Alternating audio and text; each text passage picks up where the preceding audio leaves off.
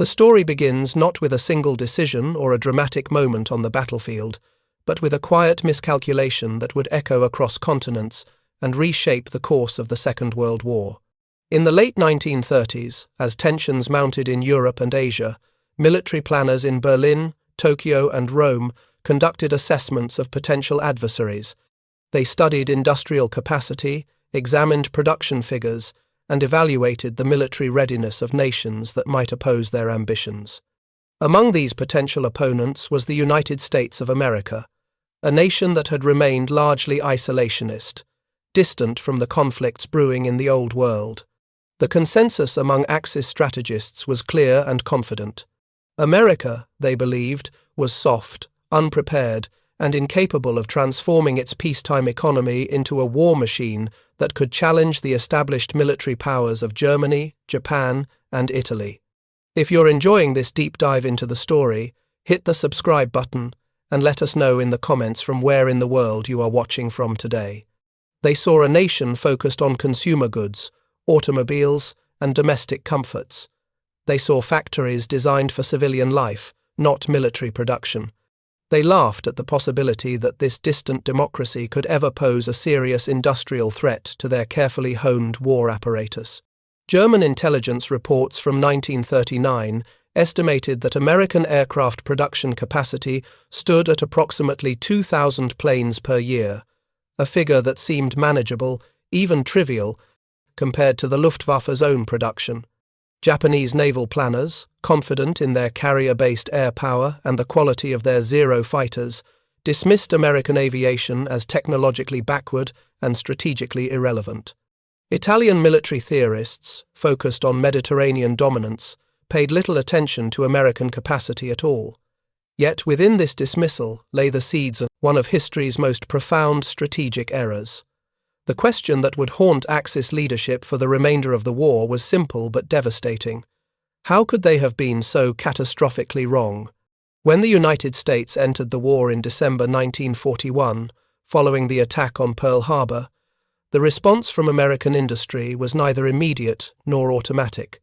It required vision, coordination, and an unprecedented willingness to transform every aspect of civilian manufacturing into military production. President Franklin Roosevelt, in a speech to Congress in January 1942, set ambitious targets that many considered impossible. He called for the production of 60,000 aircraft in 1942 and 125,000 in 1943. These numbers were so far beyond existing capacity that some military planners questioned whether they were achievable.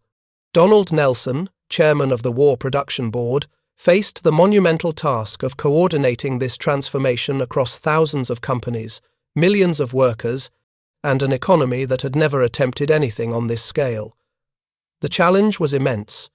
Aircraft manufacturing was not simply a matter of scaling up production lines. It required precision engineering, specialized materials, skilled labor, and coordination across thousands of suppliers. The learning curve was steep, and the timeline was urgent. Factories that had produced refrigerators, automobiles, and household appliances were suddenly tasked with creating fighters, bombers, and transport aircraft. The General Motors Corporation, which had built nearly 2 million cars in 1941, ceased automobile production entirely in February 1942 and converted its facilities to military manufacturing. The Fisher Body Division, which had produced car bodies, began manufacturing wings and fuselages for aircraft. The Oldsmobile plant in Lansing, Michigan, which had built luxury automobiles, was retooled to produce cannon shells and aircraft components. This transformation occurred across the nation, from the smallest machine shops to the largest industrial complexes. The federal government provided financial backing through cost-plus contracts that guaranteed manufacturers would not lose money on military production, removing the financial risk that might have deterred participation. Tax incentives encouraged rapid facility expansion, and government loans financed the construction of new factories. One of the most striking examples of this transformation was the Willow Run plant in Ypsilanti, Michigan, built by the Ford Motor Company, specifically to manufacture B-24 Liberator bombers. Construction began in April 1941, months before the United States entered the war, reflecting the Roosevelt administration's understanding that war was likely and preparation was essential. The plant itself was a marvel of engineering and industrial design. It stretched over 3 million square feet, making it the largest manufacturing facility under one roof anywhere in the world. The assembly line was more than a mile long, and the building was so vast that it created its own weather patterns inside, with clouds forming near the ceiling on humid days. Henry Ford, who had revolutionized automobile manufacturing with the assembly line in the 1910s and 20s, applied the same principles to aircraft production. Each B-24 was broken down into sub-assemblies that could be manufactured simultaneously and then brought together in a carefully choreographed sequence. The fuselage moved along the line on specially designed jigs and fixtures, with workers adding components at each station. Wings were assembled separately and then attached near the end of the line. Engines, produced at other Ford facilities, were installed in a dedicated section. The entire process was designed for maximum efficiency, with materials delivered to each workstation at precisely the moment they were needed. This just-in-time approach minimized storage requirements and reduced the time components spent waiting to be installed. At its peak in August 1944, Willow Run was producing one complete B-24 bomber every 63 minutes, a rate that would have been unthinkable just a few years earlier. Workers moved along the line with practiced efficiency, installing engines, riveting fuselages, and assembling wings with precision that ensured each aircraft met the rigorous standards required for combat. The plant operated 24 hours a day, 7 days a week, with 3 shifts of workers maintaining continuous production. By the time production ended in 1945, Willow Run had produced 8,685 B-24 bombers, representing more than half of all Liberators built during the war. The sheer scale of the operation was staggering, and it represented just one facility among dozens across the nation. Boeing plants in Seattle and Wichita produced B-17 Flying Fortresses and B-29 Superfortresses. Douglas aircraft facilities in Long Beach, Santa Monica, and Oklahoma City manufactured C-47 transports and other aircraft. Consolidated Aircraft in San Diego, North American Aviation in Kansas City, and Lockheed in Burbank all contributed to the massive production surge. Each of these facilities employed tens of thousands of workers and produced hundreds or thousands of aircraft. The coordination required to manage this distributed production network was itself a logistical achievement that demonstrated American organizational capacity. The workforce that powered this transformation was as remarkable as the machinery itself. With millions of men serving in the armed forces, American industry turned to a labor pool that had been largely untapped in previous decades. Women entered factories in unprecedented numbers, taking on roles that had traditionally been reserved for men. They operated heavy machinery, performed precision welding, and assembled complex aircraft components. The iconic image of Rosie the Riveter became a symbol of this mobilization, but behind the symbol were real women whose contributions were essential to the war effort. At the Boeing plant in Seattle, women made up over 40% of the workforce by 1943. They worked as riveters, assemblers, inspectors, and electricians. Many had never worked in manufacturing before the war. They came from offices, farms, and homes, drawn by patriotic duty, economic necessity, or both. Rose Will Monroe, who became one of the models for the Rosie the Riveter image, worked as a riveter on B-24 and B-29 bombers at the Willow Run plant. She was a widow with 2 young daughters, and she took the job to support her family. Her story was typical of thousands of women who entered the industrial workforce during the war. They faced skepticism and sometimes outright hostility from male workers who doubted their ability to perform physically demanding work. Yet they proved themselves capable and often excelled in roles that required manual dexterity and attention to detail. Supervisors noted that women were often more meticulous in their work, catching defects that might have been missed and ensuring that quality standards were maintained even as production quotas increased. Training programs were hastily organized to teach the skills required for aircraft assembly. The federal government funded vocational training schools that offered accelerated courses in welding, riveting, blueprint reading, and mechanical assembly. Experienced workers, many of whom were older men unable to serve in the military due to age or health issues, became instructors, passing on knowledge that had taken years to acquire. Classes ran morning, afternoon, and evening to accommodate the around-the-clock production schedules. Students practiced on scrap metal and obsolete aircraft parts until they achieved the level of proficiency required for production work. The speed at which this workforce was assembled and trained was itself a testament to American organizational capacity. In 1941, the aircraft industry employed approximately 200,000 workers. By 1943, that number had grown to over 2 million, a tenfold increase in just 2 years. This expansion required not just training but also housing, transportation, and support services for workers who had relocated from other parts of the country. Yet the transformation was not without challenges and growing pains. Aircraft production required materials that were in short supply, including aluminum, steel, copper, and rubber. Aluminum, which had replaced wood and fabric as the primary material for aircraft construction in the 1930s, was essential for building modern planes. It was lightweight, strong, and resistant to corrosion, making it ideal for aviation. However, aluminum production required enormous amounts of electricity, and the existing capacity was insufficient to meet wartime demand. The federal government financed the construction of new aluminum smelters, particularly in the Pacific Northwest, where hydroelectric power from dams on the Columbia River provided cheap electricity.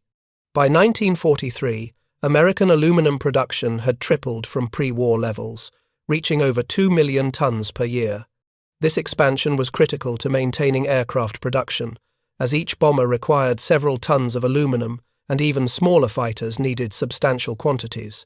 Steel for engines, landing gear, and structural components came from mills in Pennsylvania, Ohio, and Illinois. These facilities, many of which dated to the late 19th century, were pushed to their limits, producing both steel for ships and tanks, as well as the specialized alloys required for aircraft. Copper, essential for electrical wiring and engine components, was in chronically short supply. The government appealed to citizens to donate copper items, and scrap drives collected pots, pans, and even decorative items to be melted down and repurposed. Rubber presented perhaps the most severe shortage. Japan's conquest of Southeast Asia in 1942 cut off access to natural rubber plantations in Malaya and the Dutch East Indies, which had supplied over 90% of America's rubber before the war. This shortage threatened not just aircraft production but the entire war effort, as rubber was essential for tires, seals, hoses, and countless other components. The government responded with a crash program to develop synthetic rubber. Chemists and engineers worked frantically to perfect production processes that could create artificial rubber from petroleum and other chemicals. Factories were built at breakneck speed, and by 1943, synthetic rubber production had reached levels sufficient to meet military needs. The fact that American industry could identify a critical shortage, develop a technological solution, and implement it on an industrial scale within 18 months demonstrated the depth of scientific and engineering capacity that the Axis had failed to anticipate. Each of these supply chains had to be managed, coordinated, and protected from disruption.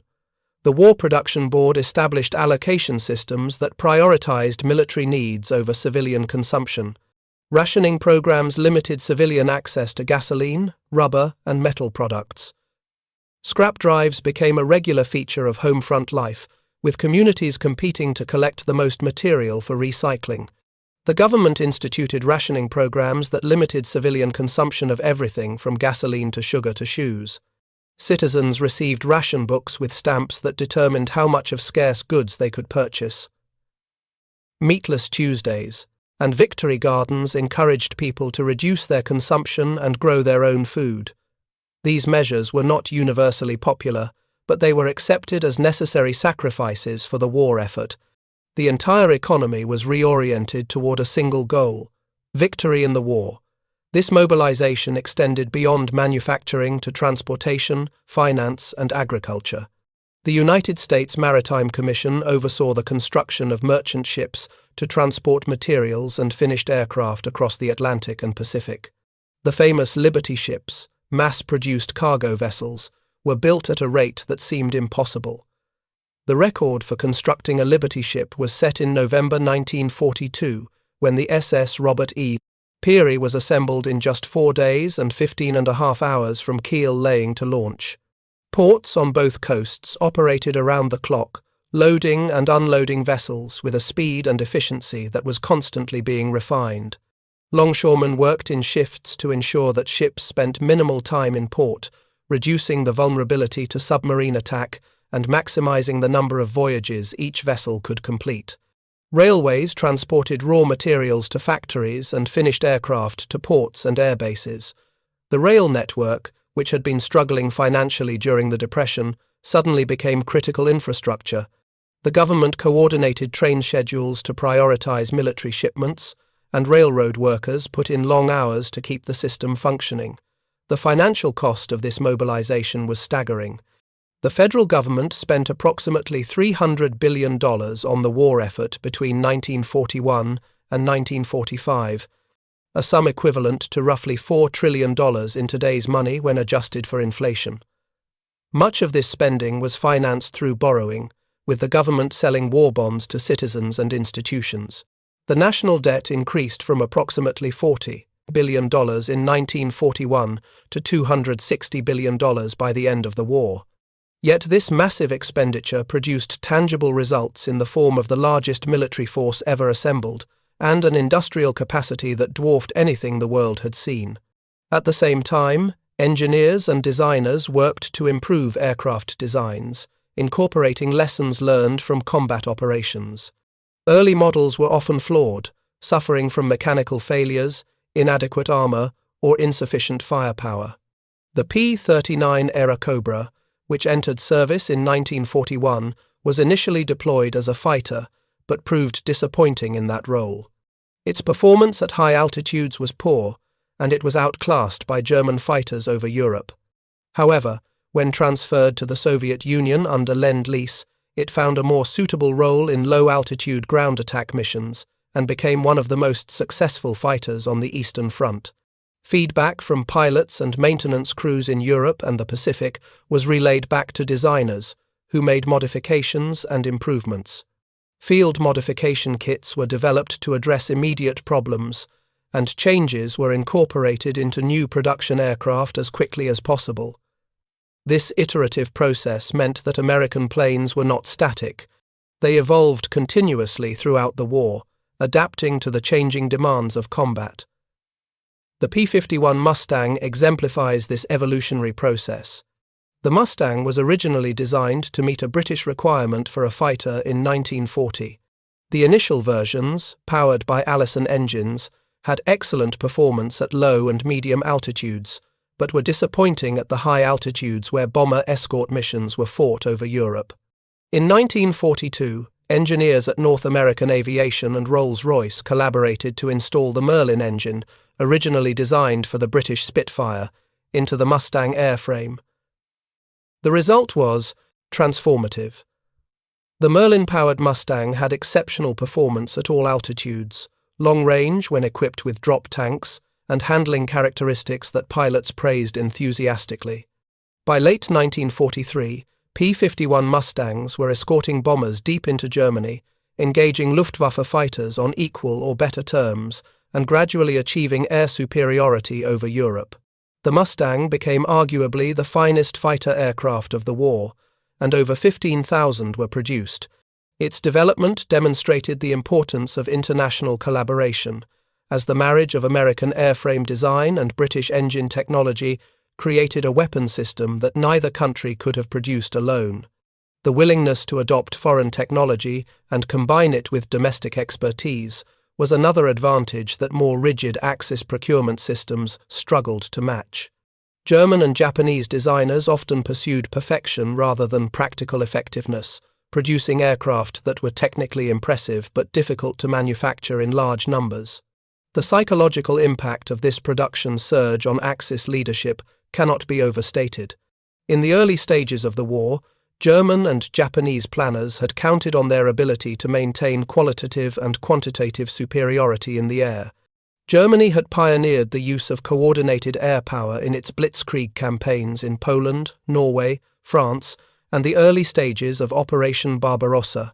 The Luftwaffe in 1940 was the most experienced and effective air force in the world, with pilots who had honed their skills in the Spanish Civil War and the opening campaigns of World War II. German aircraft, like the Messerschmitt Bf 109 fighter and the Junkers Ju 87 Stuka dive bomber, had become symbols of German military prowess. Japan had built a formidable naval air force that dominated the Pacific in the early months of the war.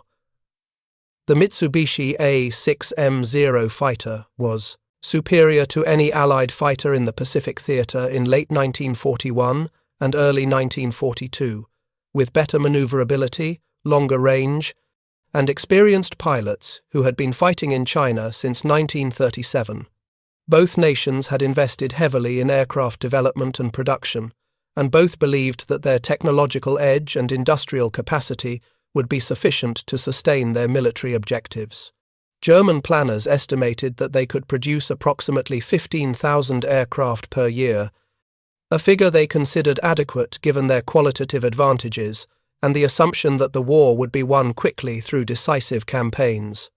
Japanese planners, constrained by a smaller industrial base, focused on quality over quantity, producing aircraft that emphasized performance characteristics like range and agility over survivability features like armor and self-sealing fuel tanks.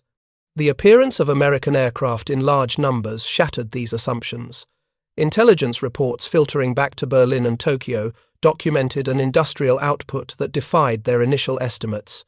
German commanders, who had relied on precise calculations of enemy production capacity, found their projections invalidated by the relentless flow of American planes. Luftwaffe reconnaissance flights over North Africa in 1943 photographed Allied airfields, crowded with aircraft in numbers that seemed impossible. German intelligence officers initially suspected the photographs showed dummy planes intended to deceive them, but interrogations of captured Allied pilots confirmed that the aircraft were real and operational. By mid-1943, Luftwaffe fighter units on the Western Front were reporting encounters with American bomber formations that numbered hundreds of aircraft, escorted by growing numbers of fighters. The scale of these operations was unprecedented.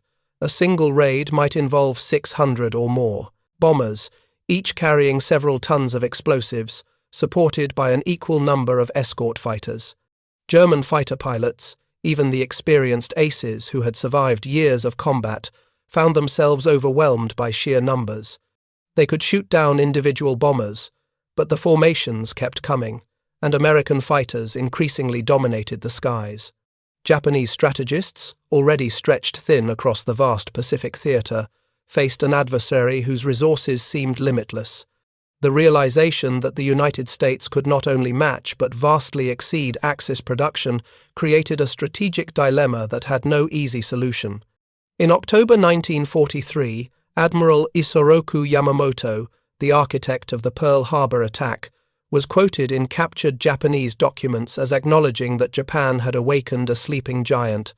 Though the authenticity of this specific quote has been debated by historians, the sentiment reflected a growing awareness among Japanese leadership that their initial victories had not crippled American capacity as hoped. Instead, they had provoked a response of overwhelming scale. Japanese war production, which had peaked at approximately 28,000 aircraft in 1944, could not keep pace with losses. Pilot training programs, which had produced highly skilled aviators before the war, were cut shorter and shorter as the need for replacements grew desperate. By 1944, Japanese pilots were entering combat with a fraction of the training hours that their predecessors had received. In Europe, the impact of American air power became increasingly evident as the war progressed into 1943 and 44. The combined bomber offensive, a joint effort between the United States Army Air Forces and the Royal Air Force, sought to cripple German industry and weaken the Nazi war machine through sustained strategic bombing. American doctrine emphasized precision daylight bombing, targeting specific time, industrial facilities, transportation networks, and military installations. The theory was that destroying key nodes in the German economy would have cascading effects that would cripple war production. The 8th Air Force, based in England, bore the primary responsibility for executing this strategy. B-17 Flying Fortresses and B-24 Liberators flew in massive formations, sometimes numbering 600 or more aircraft, to strike targets deep inside Germany. These missions were costly in the extreme. German air defences were formidable, combining radar-directed fighter interceptors with dense networks of anti-aircraft artillery. The Luftwaffe employed sophisticated tactics to break up bomber formations, including head-on attacks that targeted the cockpit and nose sections where defensive armament was lightest. German fighters were equipped with heavy cannon and rockets specifically designed to destroy bombers at long range, before defensive machine guns could effectively engage them. Flak, the German term for anti-aircraft fire, was concentrated around key industrial targets in such density that formations flying through it experienced devastating losses. A single mission could result in the loss of 50 or 60 bombers, each carrying a crew of 10 men. The human cost was staggering. In 1943, before long-range escort fighters became available, the average survival rate for a bomber crew completing the required 25 missions was less than 30%. Crews understood the odds they faced, and the psychological strain was immense. Yet the missions continued, and losses were replaced with new aircraft and new crews. The industrial capacity that allowed these losses to be absorbed and operations to continue was precisely what the Germans had failed to anticipate. In August 1943, the 8th Air Force launched a series of raids against German ball-bearing production facilities in Schweinfurt and aircraft factories in Regensburg. These raids, conducted without fighter escort for most of the route due to the extreme range involved, resulted in the loss of 60 bombers out of 376 dispatched, a loss rate of 16%. Such losses were unsustainable over the long term, yet the raids were repeated in October, with similarly catastrophic results. The second Schweinfurt raid lost 77 bombers, and an additional 122 were damaged so severely that they required extensive repairs. The 8th Air Force temporarily suspended deep penetration raids, while it reassessed tactics and waited for long-range escort fighters to arrive in sufficient numbers. German leaders interpreted these losses as evidence that strategic bombing could be defeated through determined defense. They increased production of fighter aircraft, concentrating resources on defending the Reich rather than supporting ground operations on the Eastern and Mediterranean fronts. By early 1944, the Luftwaffe had over 1,000 single-engine fighters dedicated to the defense of Germany, a force that should have been more than adequate to inflict prohibitive losses on Allied bombers. Yet the equation changed with the arrival of the P-51 Mustang in numbers sufficient to provide escort throughout entire missions. Beginning in February 1944, American fighters accompanied bombers all the way to targets in Berlin and beyond, engaging German fighters and gradually achieving air superiority over Germany itself. The Mustang's combination of speed, maneuverability, and range made it arguably the best fighter of the war, and its impact on the air campaign was immediate and profound.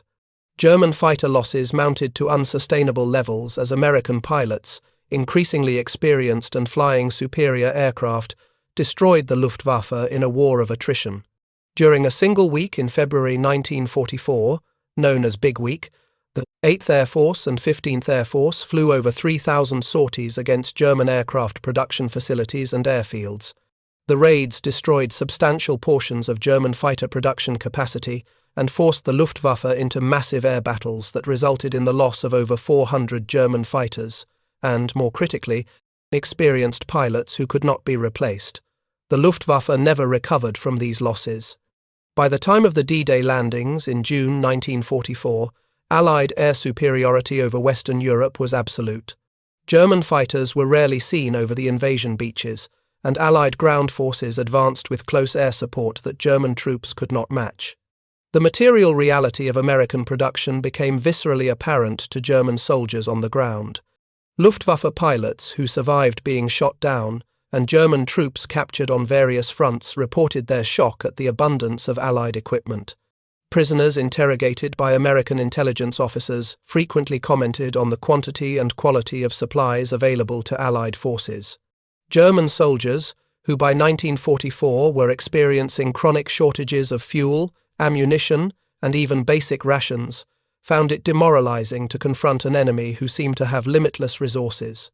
American units had trucks, jeeps, and half-tracks in numbers that allowed rapid movement and supply. They had artillery ammunition sufficient for sustained barrages. They had close air support that could be called in with relative ease. The disparity was not just quantitative but psychological. German troops understood that they were fighting an enemy who could replace losses indefinitely while their own resources dwindled. In the Pacific theater, American aircraft played a different but equally critical role. The vast distances of the Pacific required planes that could operate over long ranges, often from remote island bases or aircraft carriers. The geography of the theater, consisting of thousands of islands scattered across millions of square miles of ocean, made logistics extraordinarily challenging. Transport planes like the C-47 Skytrain became the workhorses of the Allied logistics network, ferrying troops, supplies, and equipment across distances that would have been impossible to traverse by sea in the time available. The C-47, a military version of the Douglas DC-3 commercial airliner, was one of the unsung heroes of the war.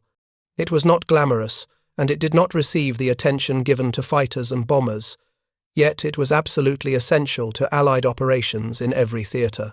The C-47 could carry up to 6,000 pounds of cargo or 28 fully equipped troops. It could operate from primitive airstrips, land on rough terrain, and fly in adverse weather conditions. Its reliability was legendary. Maintenance crews appreciated its simple, rugged design that could be repaired in the field with minimal specialized equipment. Over 10,000 C-47s were produced during the war, and they served in roles ranging from troop transport to medical evacuation to supply delivery. In the China-Burma-India theatre, C-47s flew the hump, the treacherous air route over the Himalayan mountains that supplied Chinese forces and American units operating in China. These flights were among the most dangerous of the war, with aircraft battling high altitude, severe weather, and Japanese fighters. Hundreds of planes and their crews were lost, flying the hump, yet the supply line remained open, demonstrating the willingness to accept losses to maintain strategic objectives. In the Pacific Island campaigns, C-47s delivered supplies to forward airstrips that had been carved out of jungle just days earlier.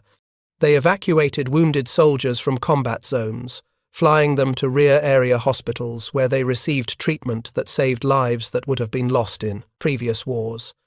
The speed with which wounded men could be evacuated from the front lines to surgical facilities was a major factor in the relatively low mortality rate among wounded American servicemen during World War II. Approximately 3% of American soldiers who received medical treatment died of their wounds, compared to 8% in World War I. This improvement was due in large part to rapid evacuation by aircraft and advances in medical treatment, but the aircraft made the medical advances operationally feasible. General Dwight Eisenhower, Supreme Commander of Allied forces in Europe, later stated that the C-47 was one of the 4 pieces of equipment most vital to Allied victory, alongside the bazooka, the jeep, and the atomic bomb. Fighters in the Pacific evolved to meet different requirements than those in Europe. Early in the war, American fighters like the P-40 Warhawk and the 4F Wildcat were outclassed by the Japanese Zero in most performance categories. The Zero was lighter, more maneuverable, and had longer range than any Allied fighter in late 1941. Japanese pilots, veterans of years of combat in China, used these advantages to devastating effect in the opening months of the Pacific War. Yet the Zero's advantages came with vulnerabilities. It lacked armor protection for the pilot and self-sealing fuel tanks, making it extremely vulnerable when hit. American pilots learned to exploit these weaknesses, developing tactics that emphasized teamwork, slashing attacks from altitude, and avoiding turning dogfights where the Zero's maneuverability gave it an advantage. The F-6F Hellcat, which entered service in 1943, was specifically designed to counter the Zero. It was heavier and less maneuverable, but faster in a dive, better protected, and armed with 650 caliber machine guns that could shred a Zero with a brief burst. Hellcat pilots developed tactics that played to their aircraft's strengths, using altitude and speed to dictate the terms of engagement. The results were dramatic. The Hellcat achieved a kill ratio of approximately 19-1 against Japanese aircraft, the best ratio of any American fighter in the war. Over 12,000 Hellcats were produced, and they destroyed more than 5,000 enemy aircraft in air-to-air combat. The availability of these aircraft in large numbers gave American carrier task forces air superiority wherever they operated, allowing the Navy to project power across the Pacific with minimal interference from Japanese air forces. The Battle of the Philippine Sea in June 1944 illustrated the cumulative impact of American aircraft production and training. Japanese naval aviation, once the most formidable in the Pacific, had been worn down by 2.5 years of sustained combat. The veteran pilots who had attacked Pearl Harbor and dominated the skies in the early campaigns were dead, and the training infrastructure to replace them had been systematically destroyed by American attacks on Japanese bases and oil facilities. By mid-1944, Japanese pilots entering combat had received minimal training, often fewer than 100 hours of flight time compared to the 300 or more hours that American pilots received. When the Japanese fleet attempted to challenge the American invasion of the Marianas, the result was catastrophic. American fighters, primarily F-6F Hellcats flying from aircraft carriers, intercepted Japanese attack planes in what American pilots later called the Great Marianas Turkey Shoot. Over the course of 2 days, June 19th and 20th, 1944, Japanese naval aviation lost approximately 600 aircraft and 3 aircraft carriers. American losses were minimal, with fewer than 30 aircraft lost in air combat. The lopsided nature of the battle was not the result of Japanese incompetence, but of structural realities. American planes were better, American pilots were better trained, and there were simply more of them. The Japanese could not replace their losses at a rate sufficient to maintain operational capability. The Americans could, and did, replacing losses within days and continuing operations without pause. The battle effectively destroyed Japanese carrier aviation as an effective force. Subsequent operations in the Philippines and at Okinawa saw Japanese aircraft employed primarily in kamikaze attacks, a tactic born of desperation when conventional operations became impossible. If you find this story engaging, please take a moment to subscribe and enable notifications. It helps us continue producing in-depth content like this. The human dimension of aircraft production extended beyond factories and training bases to the communities that supported them. Entire towns sprang up around aircraft plants, hastily constructed to house the influx of workers. These communities were often chaotic, with inadequate infrastructure struggling to keep pace with rapid population growth. Willow Run, Michigan, experienced explosive growth as Ford built its massive bomber plant. Workers poured into the area from across the country, seeking employment and the opportunity to contribute to the war effort.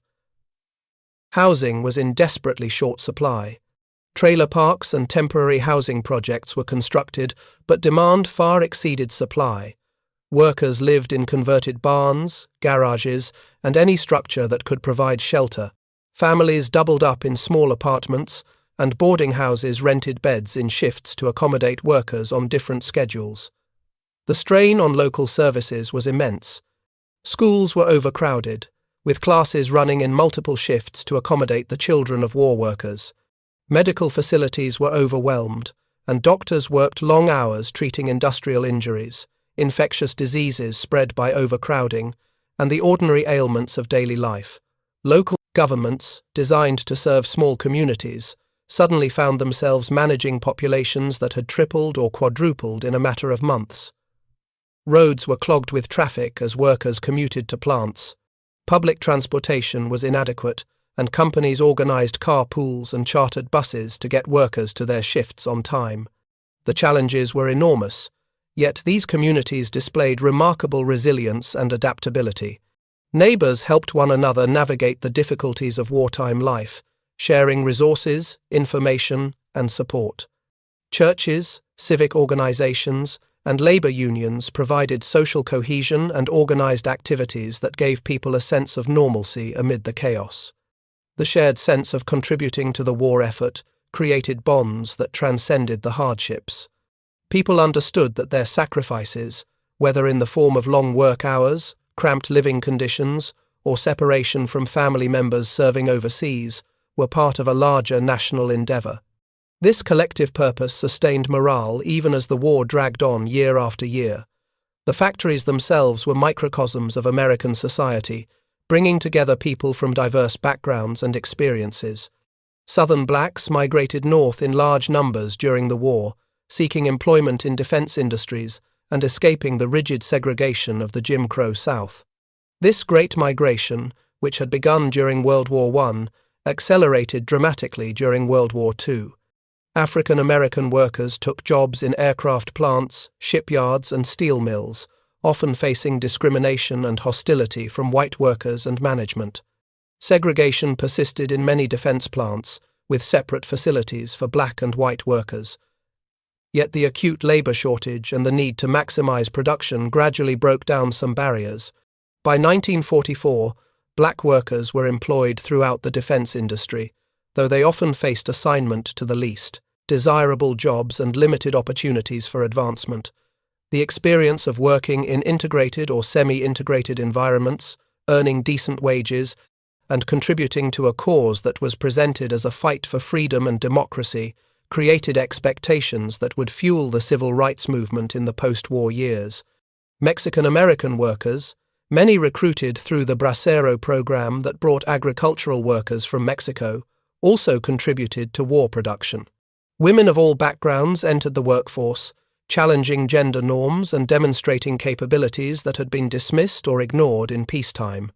The war created opportunities for social mobility and experiences that would have lasting effects on American society long after the fighting ended. The evolution of specific aircraft types during the war illustrates the continuous improvement that characterized American production. The B-29 Superfortress represents perhaps the most ambitious aircraft development program of the war. Conceived in 1938 as a very long-range heavy bomber, the B-29 pushed the boundaries of contemporary aviation technology in every respect. It was designed to fly higher, faster, and farther than any previous bomber, carrying a heavy bomb load over distances that would allow it to strike Japan from bases in China and later the Marianas. The development process was plagued with problems from the beginning. The engines, Wright R3350 duplex Cyclones, were the most powerful radial engines ever built, but they were prone to catastrophic overheating and fires. The pressurized cabin, necessary to allow the crew to function at high altitudes without oxygen masks, was difficult to seal properly and experienced leaks that endangered the crew. The remote-controlled defensive gun system, an innovation that allowed gunners to aim and fire turrets from sighting stations inside the pressurized cabin, was complex and unreliable. The aircraft's weight, at 120,000 pounds fully loaded, was far beyond anything previously attempted. Test flights revealed flaw after flaw. Engines caught fire with alarming frequency, killing test crews and destroying prototypes. The landing gear, stressed beyond its design limits, collapsed on rough runways. The complex electrical and hydraulic systems failed regularly. There were moments when it seemed the entire program might be abandoned as too ambitious, too complex, and too expensive. The cost of developing and producing the B-29 exceeded the cost of the Manhattan Project that developed the atomic bomb, making it the single most expensive weapons program of the war. Yet the engineers persisted, driven by the knowledge that the B-29 represented the only realistic means of bringing sustained air pressure to bear on Japan without an enormously costly invasion. General Henry Hap Arnold, commanding general of the Army Air Forces, staked his reputation on the program, pushing it forward despite the setbacks. Engineers at Boeing and Wright worked around the clock to solve the problems. Improved engine cooling systems reduced the overheating. Redesigned control surfaces improved handling characteristics. Reliability was gradually improved through thousands of small modifications and refinements. By the time the B-29 entered combat operations in June 1944, it was the most advanced bomber in the world, capable of flying at 30,000 feet at speeds exceeding 350 miles per hour, with a range of over 3,000 miles. The first B-29 combat mission was flown from bases in India against targets in Bangkok, Thailand. The mission revealed ongoing problems, with several aircraft lost to mechanical failures rather than enemy action. Operations from China, which required supplies to be flown over the Himalayas, proved logistically unsustainable. The capture of the Mariana Islands, Saipan, Tinian, and Guam in summer 1944 provided bases from which B-29s could strike the Japanese home islands directly. The 20th Air Force, operating from the Marianas, began sustained bombing operations against Japan in November 1944. Early missions, conducted at high altitude using precision bombing techniques similar to those employed in Europe, achieved disappointing results. Japanese weather, with persistent cloud cover and high winds at altitude, made accurate bombing nearly impossible. General Curtis LeMay, who took command of the 20th Air Force in January 1945, made the controversial decision to switch tactics to low-altitude incendiary attacks against Japanese cities. These raids, conducted at night from altitudes of 5,000 to 8,000 feet, used incendiary bombs to create firestorms in densely populated urban areas. The raids were devastatingly effective and morally troubling. The firebombing of Tokyo on the night of March 9th to 10th, 1945, killed an estimated 100,000 civilians and destroyed 16 square miles of the city. Similar raids against other Japanese cities killed hundreds of thousands and left millions homeless. The strategic purpose was to destroy the cottage industries that produced components for Japanese military equipment, disrupt transportation, and break civilian morale. The human cost was immense, and the ethics of targeting civilian populations remained controversial long after the war ended. Yet from a purely military standpoint, the B-29 campaign achieved its objectives. Japanese war production, already strained by shortages of raw materials and the destruction of merchant shipping, was further crippled. The psychological impact on Japanese civilians and military leaders was profound. The B-29 also played a role in mining Japanese waters, dropping acoustic and magnetic mines that further restricted shipping and isolated the home islands, and ultimately, it was B-29s that dropped the atomic bombs on Hiroshima and Nagasaki in August 1945, bringing the war to its final conclusion. The fact that the United States could develop, produce, and deploy such an advanced aircraft while simultaneously conducting operations in Europe, Africa, and across the Pacific demonstrated an industrial and technological capacity that the Axis had fundamentally misjudged. Over 3,000 B-29s were produced by the end of the war, and though they arrived too late to participate in the European campaign, they proved decisive in the Pacific. The willingness to invest billions of dollars and accept significant technical risks in pursuit of a weapon system that might fail exemplified the American approach to the war. Resources were abundant enough that multiple parallel programs could be pursued simultaneously. The coordination between aircraft production and other aspects of the war effort was essential to success. Aircraft required fuel, ammunition, spare parts, and maintenance infrastructure. Aviation gasoline, a highly refined fuel with specific octane ratings required for high-performance engines, was produced in vast quantities by American refineries. The petroleum industry, centered in Texas, Oklahoma, and California, expanded production to meet military demands while still providing sufficient fuel for civilian needs. Ammunition for aircraft weapons, from 50 caliber machine gun rounds to bombs ranging from 100 pounds to 10,000 pounds, was manufactured by ordnance plants across the country. The logistics of ensuring that the right ammunition was available at the right bases, in the right quantities, at the right time, required sophisticated coordination.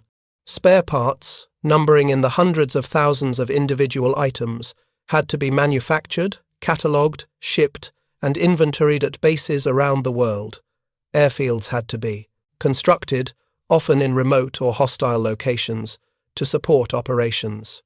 The Seabees, the United States Navy's construction battalions, built airstrips on coral islands that had been uninhabited jungle just weeks earlier. Using bulldozers, graders, and coral fill dredged from lagoons, they created runways capable of handling heavy bombers in a matter of days. These airfields were often constructed while fighting was still ongoing nearby, and Seabee units frequently had to defend their work sites against Japanese attacks. The construction battalions worked with a speed and efficiency that amazed observers. Once completed, these airfields became critical nodes in the American advance across the Pacific, allowing land-based bombers to strike targets that had previously been beyond reach.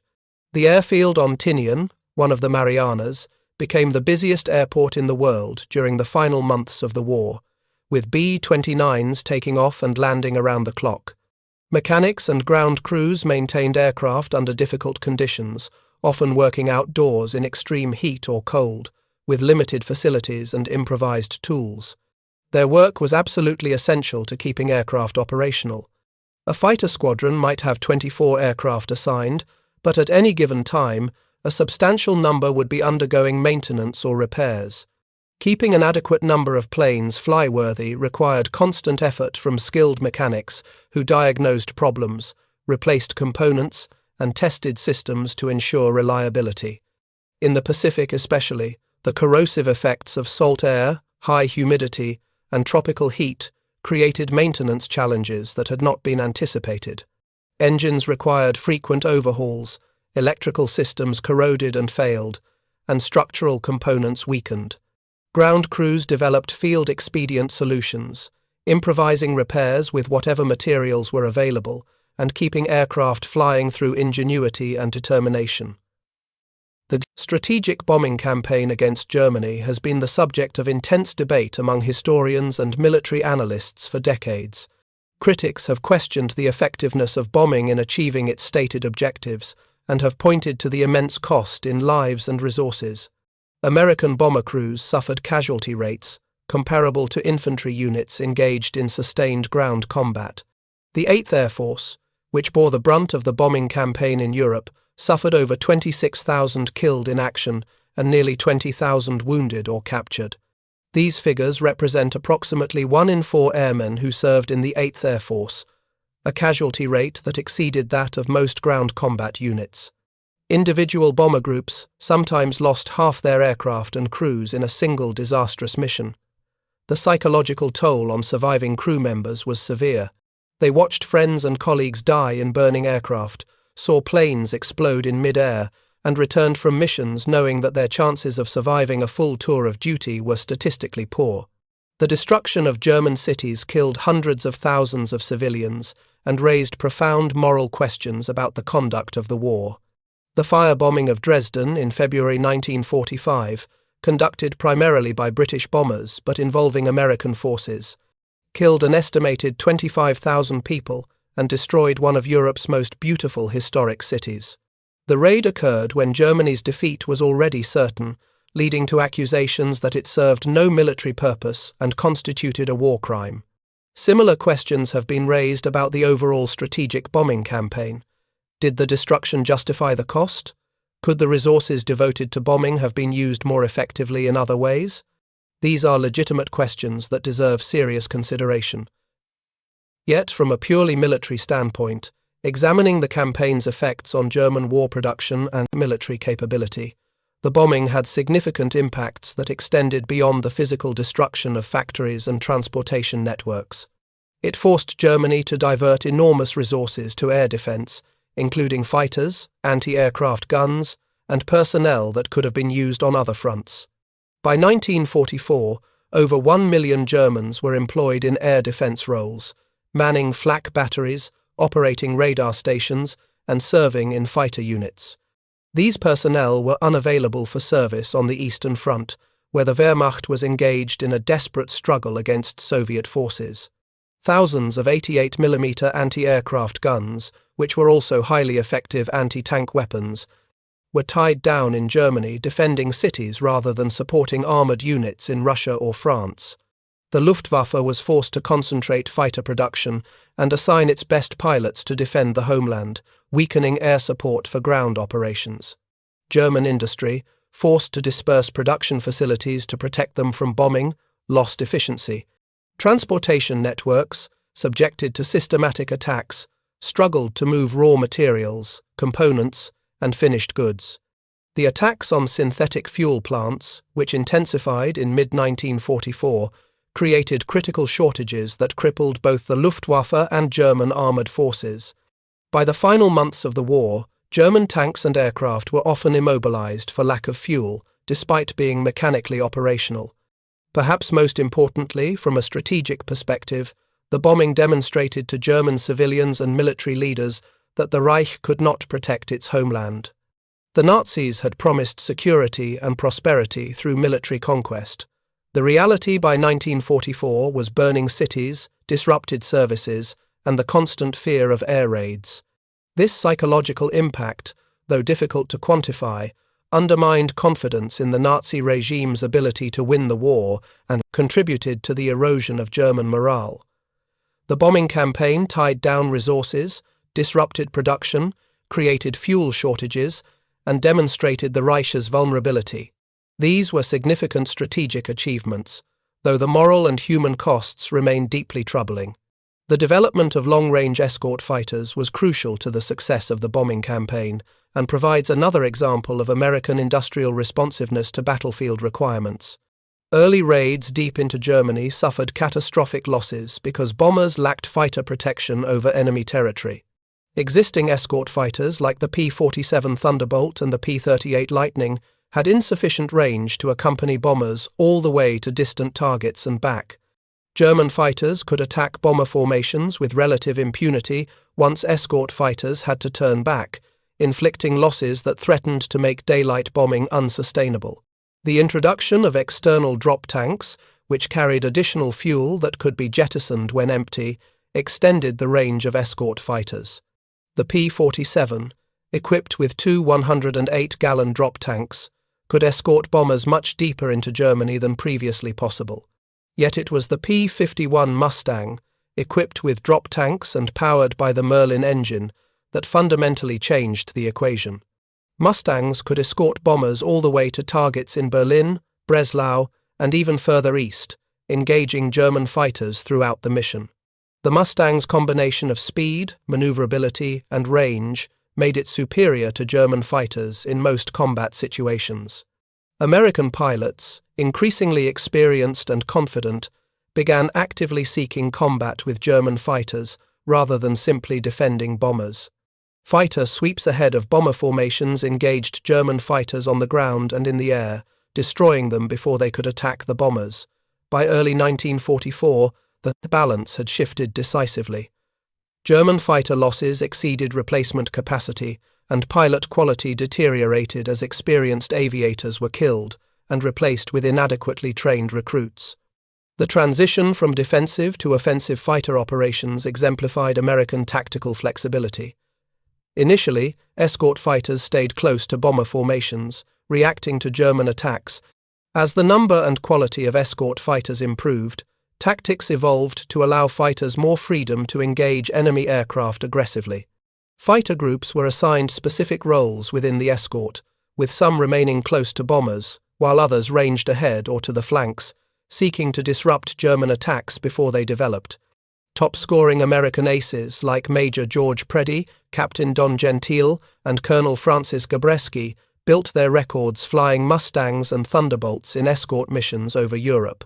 Their success was made possible by aircraft that were equal or superior to anything the Luftwaffe could field, and by training that prepared them thoroughly for combat. The combination of quantity and quality in American fighter forces overwhelmed German air defenses, despite the skill and determination of Luftwaffe pilots. In the Pacific, transport and reconnaissance aircraft played roles that were often overlooked but absolutely essential to operational success. The island-hopping campaigns that gradually pushed Japanese forces back toward their home islands depended on the ability to supply forward bases quickly and reliably. Transport aircraft delivered everything from ammunition and fuel to food and medical supplies. They carried mail, which was critical for morale, and evacuated sick and wounded personnel. They moved commanders and staff officers between bases for planning conferences. The flexibility and reliability of air transport allowed American forces to maintain operations across vast distances that would have been impossible to manage by sea alone. Cargo ships required weeks to travel from the United States to forward bases in the Pacific, and they were vulnerable to submarine attack. Aircraft could make the same journey in days and could operate regardless of sea conditions. Reconnaissance aircraft provided intelligence that shaped operational planning. Photo-reconnaissance variants of fighters and bombers flew high-altitude missions over enemy territory, photographing installations, troop concentrations, and shipping. These photographs were analyzed by intelligence specialists who identified targets, assessed damage from previous attacks, and tracked enemy movements. The intelligence gathered by reconnaissance aircraft was often more timely and detailed than information from other sources. In an era before satellite imagery, aerial reconnaissance was the primary means of visual intelligence gathering. The ability to photograph enemy positions at regular intervals allowed commanders to understand the battlefield situation and make informed decisions. Specialized aircraft like the 5 Lightning, a reconnaissance variant of the P-38 fighter, were designed specifically for this mission. Stripped of armament to save weight and equipped with high-resolution cameras, these planes flew fast and high to avoid interception, bringing back photographs that were processed and distributed within hours. The psychological warfare dimension of air power extended beyond the physical destruction of bombing to include leaflet drops and radio broadcasts. American aircraft dropped millions of leaflets over enemy territory, providing information about Allied victories, encouraging surrender, and attempting to undermine enemy morale. The effectiveness of these psychological operations is difficult to assess, but captured documents and prisoner interrogations suggested that they had some impact, particularly in the final stages of the war when German and Japanese soldiers were increasingly aware that defeat was inevitable. The sight and sound of Allied aircraft became a constant reminder of enemy strength. The distinctive sound of American engines, whether the throaty roar of a Pratt & Whitney radial in a Thunderbolt or the smooth hum of a Merlin in a Mustang, was recognizable to soldiers on the ground. For Allied troops, it was reassuring. For Axis troops, it was a source of anxiety and fear. The final year of the war saw American aircraft production reach its peak and then begin to decline as victory became increasingly certain. In 1944, the United States produced 96,000 aircraft, the highest annual total of the war. Factories operated at maximum capacity, and the entire system, from raw material extraction to final assembly, functioned with remarkable efficiency. Production in 1944 alone exceeded the total production of either Germany or Japan for the entire war. This astonishing output represented the culmination of 3 years of industrial mobilization, workforce training, and logistical coordination. Every aspect of the system had been refined and optimized to maximize production while maintaining quality standards. Yet by 1945, as Germany collapsed in the spring and Japan's situation became desperate in the summer, production began to slow. Contracts were cancelled as military planners determined that sufficient aircraft were available to complete the war. Factories began planning for reconversion to civilian production, and workers started to look toward the post-war future. The transition was not seamless. Many workers, particularly women, were laid off as returning servicemen reclaimed their jobs or entered the workforce. The social and economic disruptions of this transition would take years to resolve. Yet the fact that American industry could shift from maximum war production back toward peacetime operations, while the war was still ongoing, demonstrated a flexibility and planning capability that had been evident throughout the conflict. By the time Japan surrendered in August 1945, following the atomic bombings of Hiroshima and Nagasaki and the Soviet entry into the Pacific War, the United States had produced approximately 300,000 military aircraft. This figure included fighters, bombers, transports, reconnaissance planes, trainers, and various specialized types. It represented an industrial achievement without precedent in human history. To put this number in perspective, consider that Germany produced approximately 120,000 aircraft during the entire war from 1939 to 1945. Japan produced approximately 76,000. The Soviet Union, which also achieved impressive production totals, manufactured approximately 157,000 aircraft. Britain produced roughly 131,000. The combined Axis production was less than 200,000 aircraft over 6 years of war. The United States alone produced 300,000 in less than 4 years of active combat. This disparity represented not just industrial capacity, but also access to resources, organizational efficiency, technological innovation, and the ability to mobilize an entire society toward a common goal. The Axis powers had entered the war confident that their early advantages in training, equipment, and battlefield experience would be sufficient to achieve victory before American industrial might could be brought to bear. They had fundamentally miscalculated the speed at which America could mobilize, the scale at which it could produce, and the determination with which it would prosecute the war. The story of American aircraft production is also the story of the individuals whose labor and ingenuity made it possible. Engineers who designed aircraft that pushed the boundaries of technology, factory workers who assembled those aircraft with precision and care despite difficult conditions, pilots who flew them in combat, often at great personal risk, ground crews who maintained them under challenging circumstances, logisticians who coordinated the vast supply networks that kept aircraft operational. Each of these individuals contributed to a collective effort that was greater than any single person could have achieved alone. The sense of shared purpose that characterized the American home front during World War II was not universal or uncontested. There were labor disputes, racial tensions, and disagreements about priorities and strategies. Yet beneath these conflicts was a broad consensus that the war had to be won and that everyone had a role to play in achieving victory. This consensus sustained the enormous sacrifices required and enabled the mobilization that produced 300,000 aircraft. The legacy of this achievement extended far beyond the immediate victory in World War II. The industrial techniques developed during the war, particularly in mass production and quality control, influenced manufacturing practices for decades afterward. The aerospace industry that emerged from wartime aircraft production became a cornerstone of the American economy in the post-war period. The workers who gained skills and experience in aircraft factories carried that knowledge into new careers. The women who had entered the workforce in unprecedented numbers during the war, though many were forced out in the immediate post-war years, had demonstrated capabilities that could not be easily dismissed or forgotten. The experience of wartime mobilization shaped subsequent American military and economic policy. The concept of maintaining a large standing military and a defense industrial base capable of rapid expansion became central to Cold War strategy.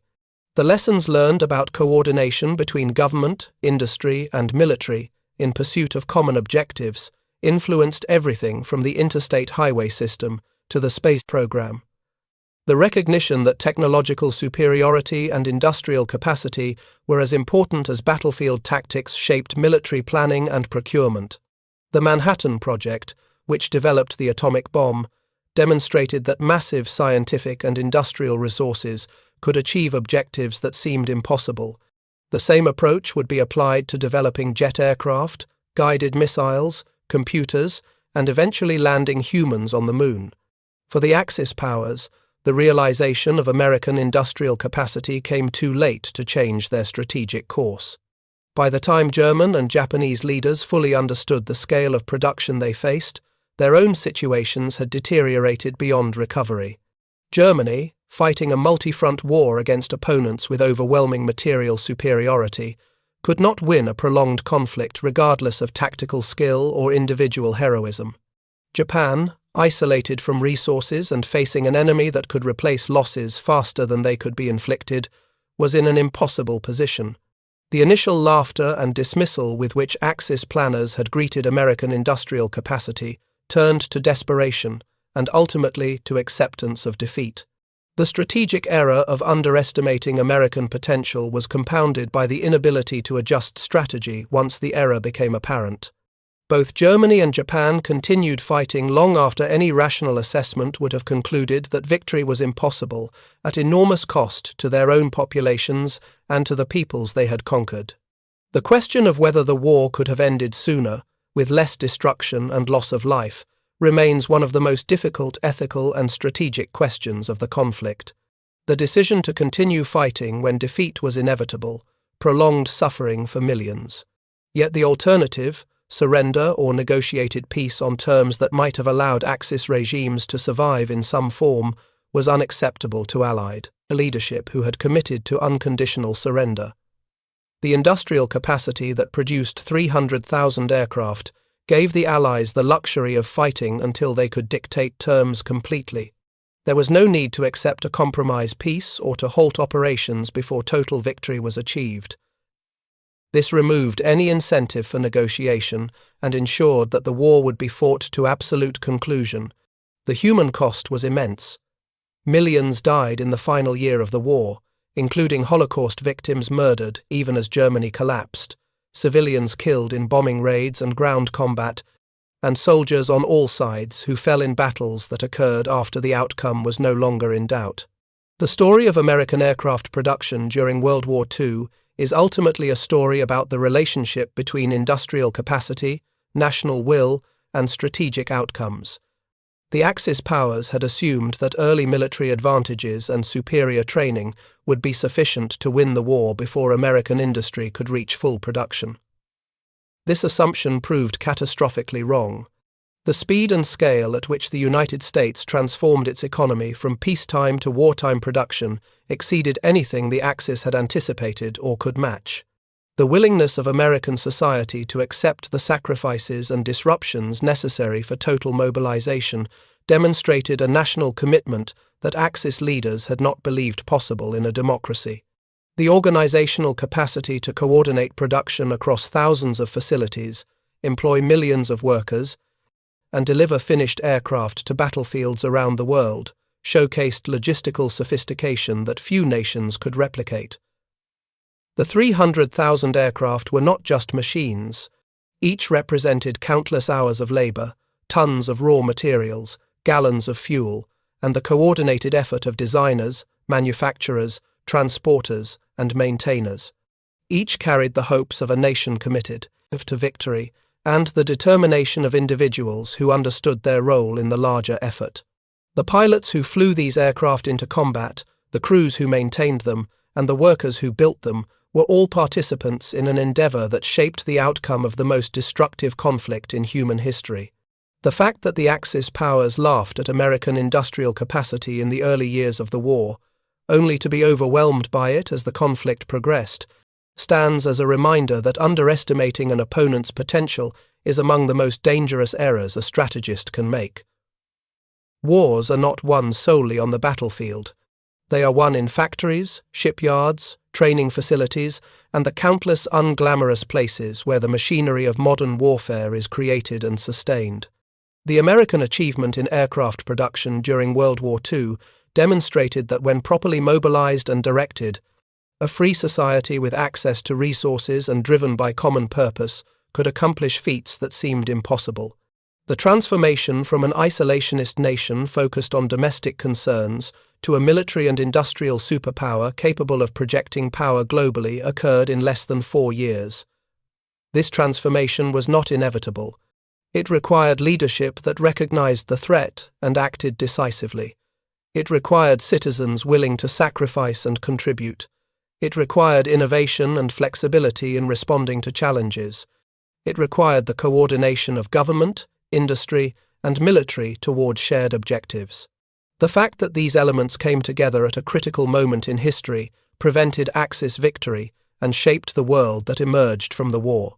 The 300,000 aircraft were instruments of that achievement, tangible symbols of a capacity that the Axis had dismissed and ultimately could not defeat. Thank you for watching. For more detailed historical breakdowns, check out the other videos on your screen now, and don't forget to subscribe.